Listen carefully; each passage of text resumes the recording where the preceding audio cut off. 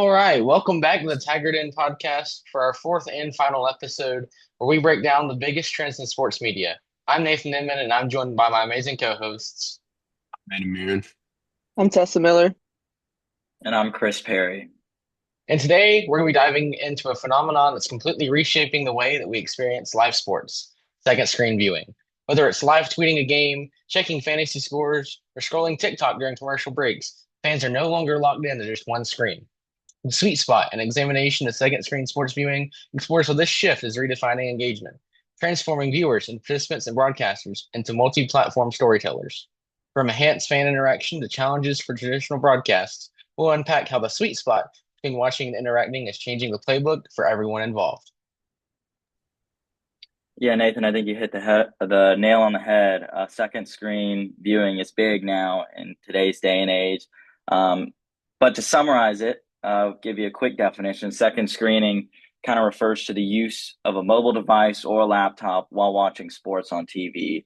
And we do this a lot when we're looking at Instagram or Twitter or TikTok, something on our phone, while maybe another sporting event is going. We've got two screens kind of going on at once.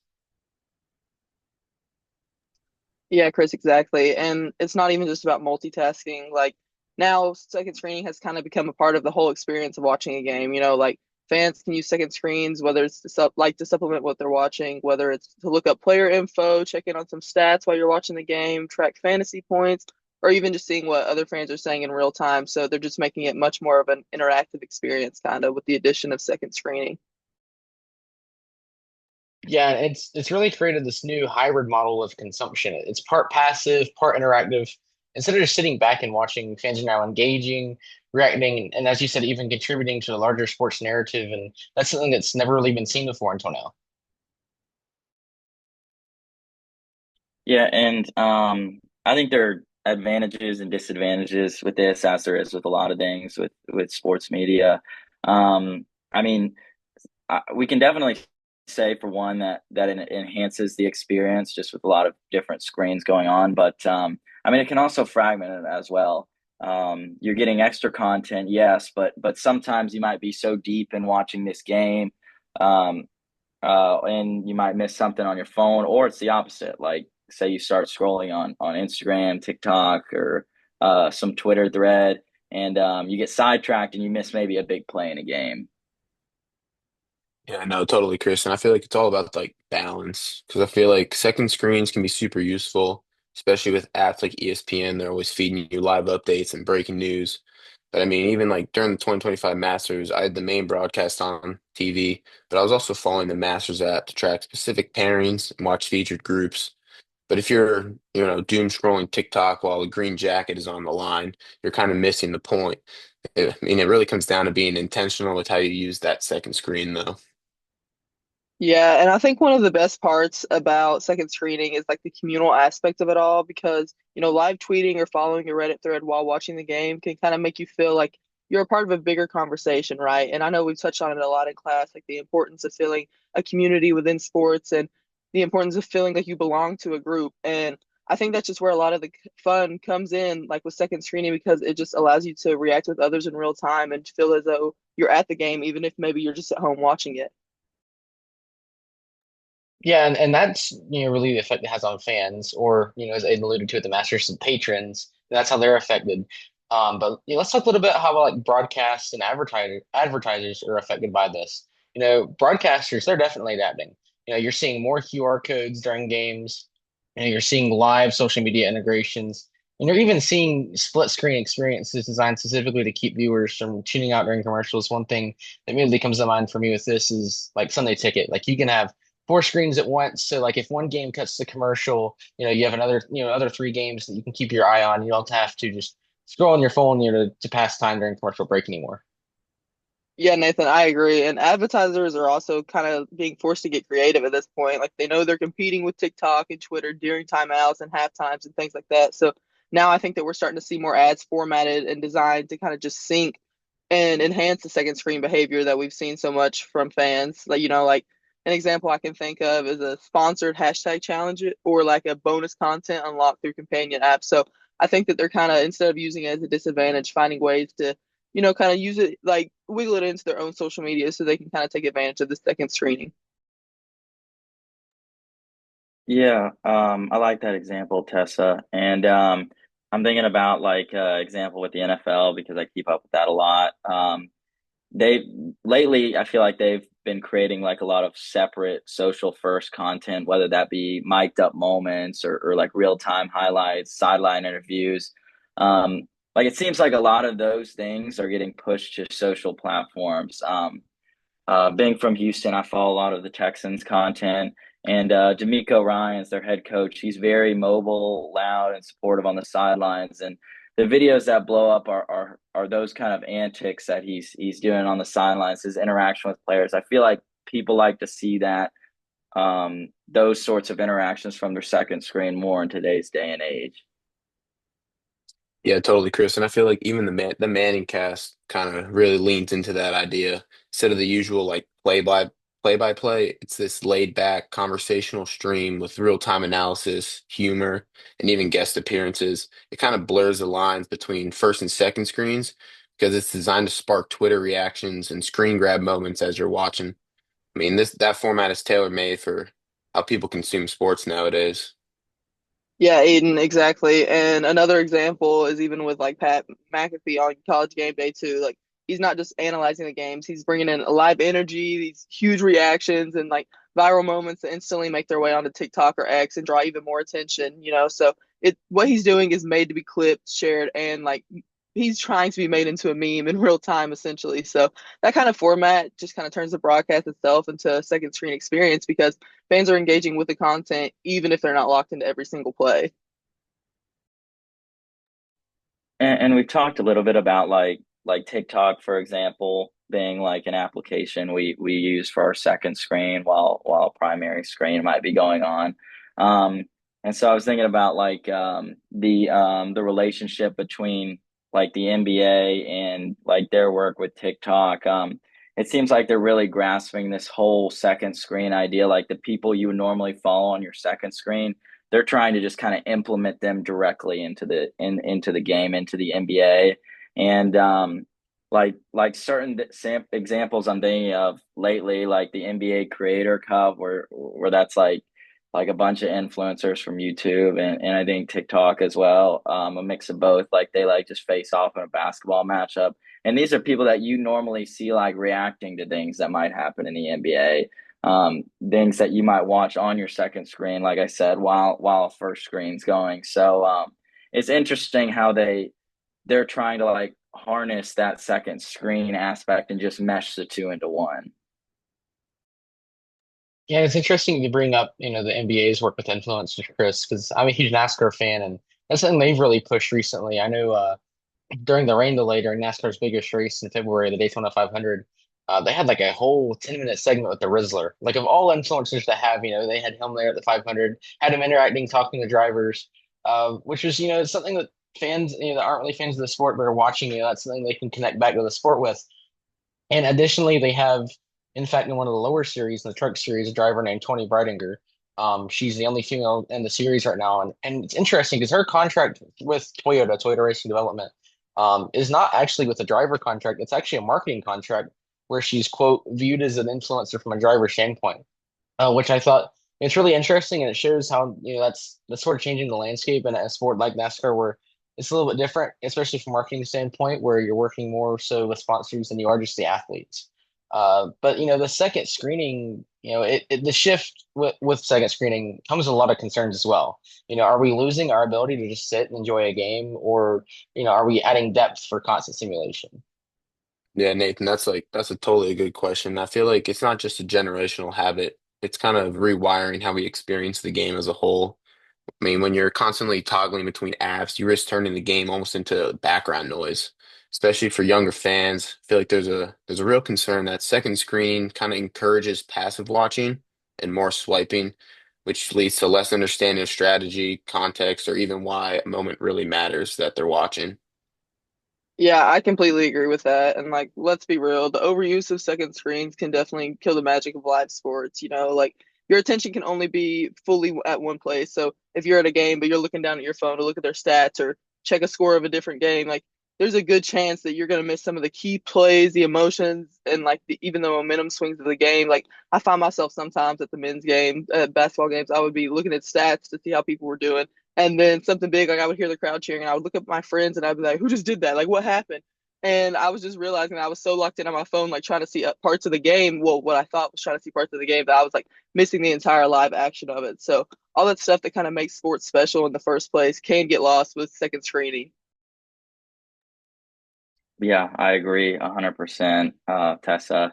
So to sum it up, here in this podcast, at least this part, second screening, we can say that second screen viewing is here to stay for sure. I mean, it's definitely defining what it means and what it means to be a sports fan.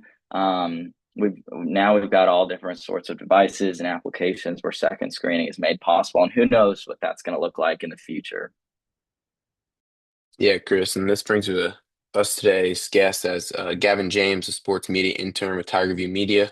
Gavin's going to help us craft written coverage and co-host their podcast. He's on the front lines of student sports journalism, creating real-time content and commentary that keeps fans engaged across platforms.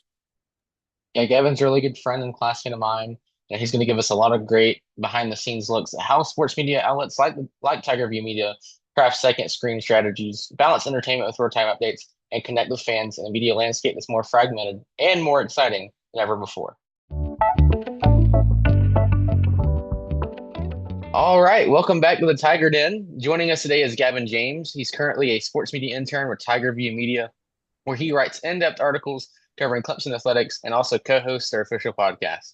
Gavin brings a unique perspective from behind the scenes of college sports media, and we're excited to have him on the show. Gavin, I want to thank you so much for joining us here today. Would you be willing to share a little bit more about yourself and what it is you do in your role with Tiger View? Yeah, for sure. First off, just thank you guys for bringing me on. It's a pleasure. I'm always happy to be able to help out fellow students of mine and or classmates of mine, and especially in the sports communication field. But you kind of did a good job, Nathan, but just I'll kind of reiterate that. Yeah, so I'm currently a sports media intern with Tiger View Media. We started it up in December. A guy named Charles, he kind of started it up. He was a photographer, and then he kind of wanted to go in depth with Clemson athletics, and he wanted to kind of start doing a media outlet, and I kind of got on with that, and then I've just loved it ever since. I've been writing articles since day one, and then we've kind of implemented a new podcast. It's called the Tiger View Podcast, so make sure you go check it out. But yeah, we actually shot our fourth episode last night, which has been fun, and I've had a blast with it all. But I mean, yeah, it's pretty much what I do, and like I said, I've had a blast with it every step of the way. It's funny you mentioned that you just shot your fourth episode. This is actually our fourth episode here, final one of the semester. But so what we've talked about so far in this episode is second screen sports viewing and like how that works with fans interacting with social media, interacting with watching two different sporting events at once, maybe.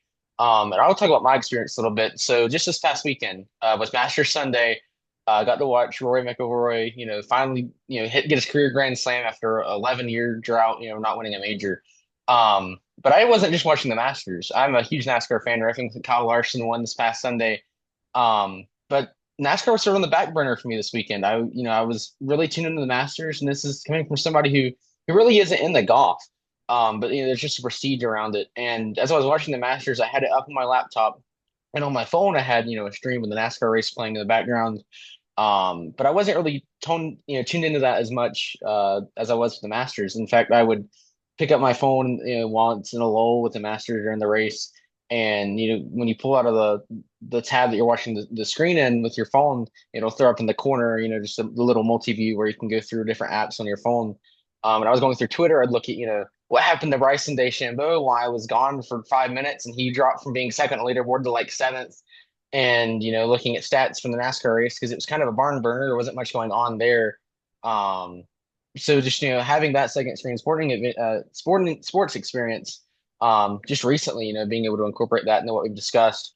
So I guess my question for you is, what are some ways that you utilize second screening as you're watching sports? Yeah, well, first off, yesterday was a very busy Sunday with sports going on. I was kind of with you, Nathan. I've kind of been big in the NASCAR. And funny you talk about Kyle Larson. I got a little car with me. But anyways, Yeah, so actually in my living room yesterday, we had the main TV up on the mantle, and then I actually got my TV out of my room, and then my other roommate got his other TV. We set them up on the floor. So we had three TVs going on at one time. The main TV was the Masters, and then we had the NASCAR race going on, and then the other one, we had the Clemson baseball game going on, along with the Braves game. So we were kind of flipping back and forth between that. So it was definitely a crazy Sunday. But I feel like secondhand sports, what was it called? Secondhand what? Second screen sports viewings, like Oh, second. watching two sports at Okay. once or going through social medias, you're watching sports. Like, so what do you? How Yeah. does you do that? Yeah, I feel like it's a big thing nowadays because I mean, you have so many things going on and you can only, do one thing at a time. So I really feel like people's really established multitasking. I know whenever I'm watching a game, whether I'm covering in person or just watching on TV, like I have to have my social media right there next to me just to see what people's thoughts are during the game. And I just really feel like it's a big thing nowadays with how people's screen time is and just the way that they want to keep up with sports. Because I mean, if you're not at the game, like you can easily keep seeing what's going on social media and what people are saying. So you're really never out of the loop unless you want to be. But I mean, yeah, it's just crazy how that is nowadays. What's up, Gavin? It's Aidan here. I feel like for me, second screen comes from like red zone because I feel like on a main Sunday I have the main TV, but red zone, and then on my laptop I got my favorite team playing, and then on my phone I have fantasy football open to like track all the stats and score updates. So I feel like with this setup, I'm able to follow multiple games at once with ever like missing a beat. But like with that, do you think second screen experiences enhance or distract from the main broadcast? I honestly think it enhances because I mean, like I was saying earlier, you're able to keep up with what other people are saying while the game's going on. But I think you still attracted to the main broadcast of it, and you just have your phone right there, right beside you, just keeping up with whatever you're watching or something else that may be going on that you may not be watching. But I really think it does enhance it, and I really think it does change the game, to tell you the truth. Because I mean, social media is the new way to go with sports, honestly. Yeah, I would agree with you for sure. I think it does enhance. Chris Perry here, Gavin. Thanks for coming on. The so when I was thinking about second screening, a couple years ago, I got into soccer from the World Cup. Um, I never really gotten into it before. It was big when Messi won it, and it was my roommates that really got me on it, especially the Premier League. They were like, you gotta follow a Premier League team, and so I ended up choosing Tottenham, and a lot of those games are streamed at like weird times, I guess, if you will. And so usually they're early in the morning, or I don't know, like it's usually something else is on the TV at our apartment, and I'm the only one who might want to stream the Premier League at 7 a.m. or 8 a.m. or 9 a.m. on my phone. You know what I mean?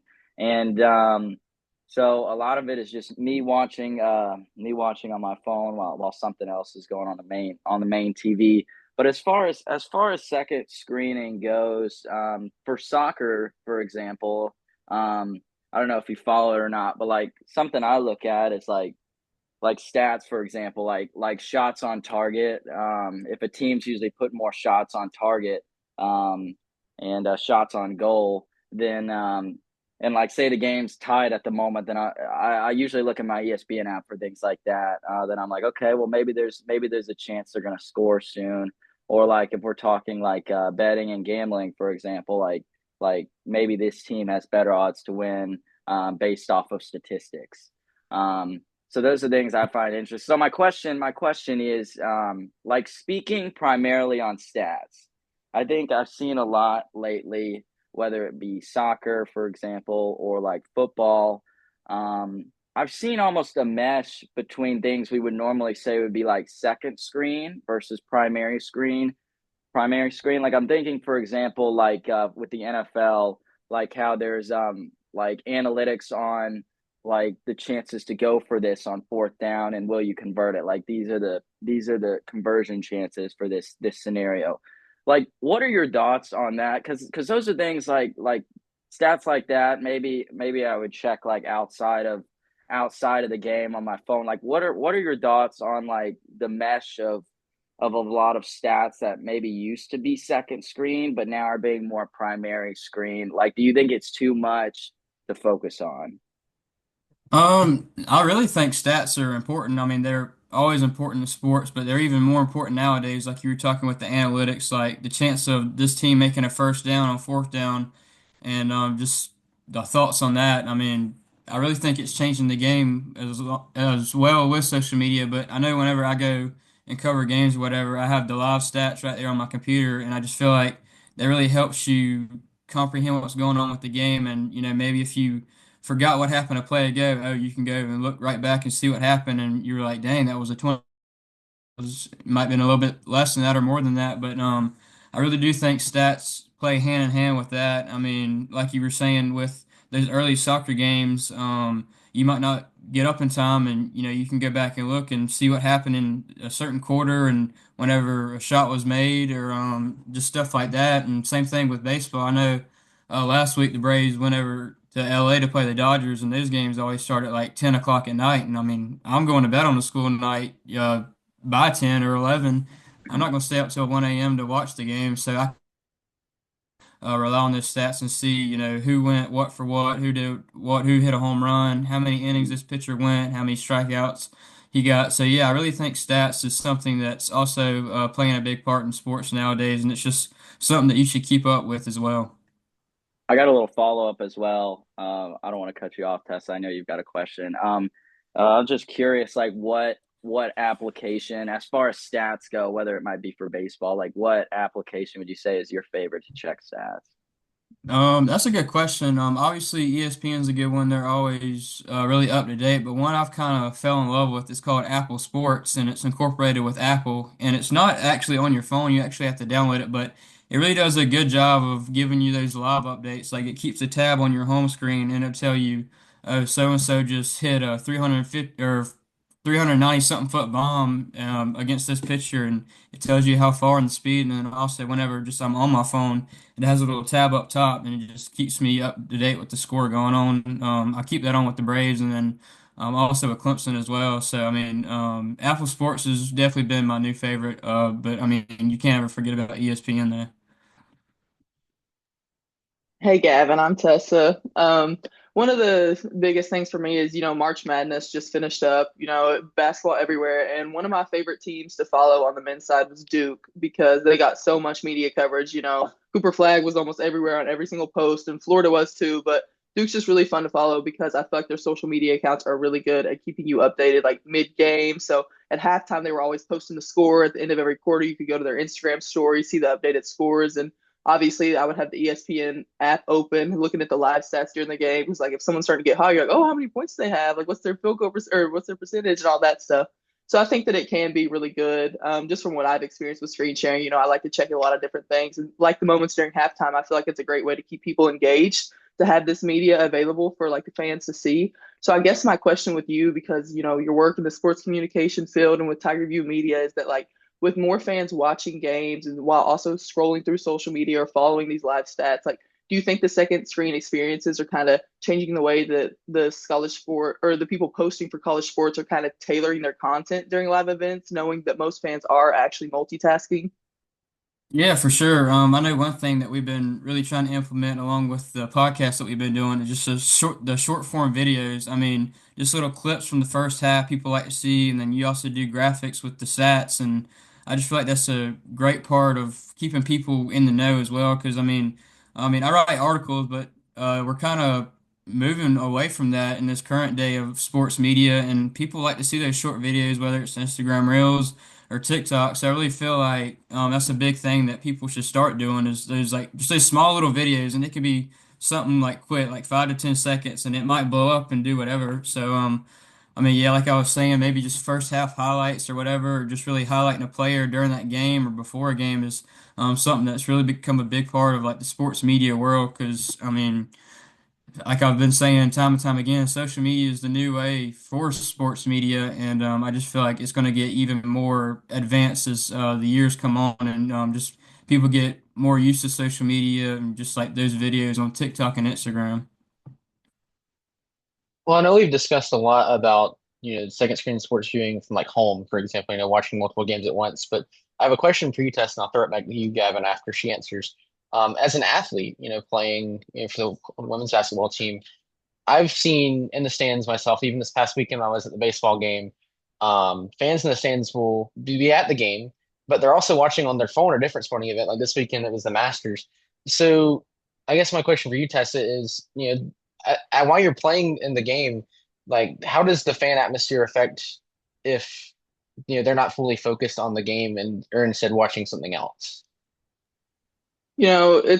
It's kind of like a give and take. So, like me, for example, if I go to watch another basketball game, like many times I've been at the men's game and I've been on my phone and I have their stats pulled up because I want to be like, is he really playing good or does he have like a lot of turnovers? Or like I'm just kind of, checking, seeing how they feel before like I'm basing my ideas off how they're playing and stuff like that. Or I'll pull it up during halftime. So I think in some ways, like fans being on their phone, it can pull them in and engage them more because, that's a sign of like being more attentive than someone who's kind of just there cheering, doesn't really know what's going on. But it is a different story when you have someone who's there watching the game and they've got a whole nother game pulled up because obviously their full attention's kind of not on to what you want it to be as an athlete. But I do think that, it's just all about like user discretion. I think that it can be a great thing if they're like using it to actively get more involved in your game. But it definitely is like as an athlete, if you look up in the stands, if you're playing a game and like you see a bunch of people like this with their phone, obviously not watching your phone, it's not the best feeling in the world. So Yeah, and then I guess my question for you, Gavin, in that same context is, I'm sure you've been in press boxes before covering games.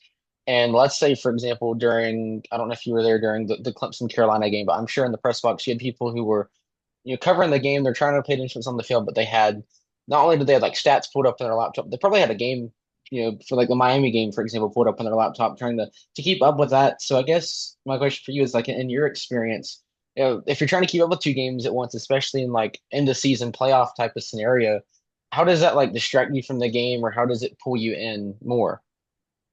Yeah, it's kind of a little bit of both. I wasn't doing media stuff for the Clemson Carolina game yet, but I've actually watched other games while the game I'm at's been going on, and sometimes I will get a little distracted on my phone from the game that I'm trying to watch because that could be something else that's important for Clemson in this other game. But I really do get dragged into that game on my phone, and I'll have to go back and, like we mentioned again with stats, I'll have to go back and look at the stats and see what happened, just so I'm not missing anything that's that big that may have happened. So, I mean, I really think it is another big part of secondhand screening. Just whenever you're trying to watch something else that's going on while you're at a current game, and I mean, I really feel like it's important too, just to make sure you're realizing what you're doing.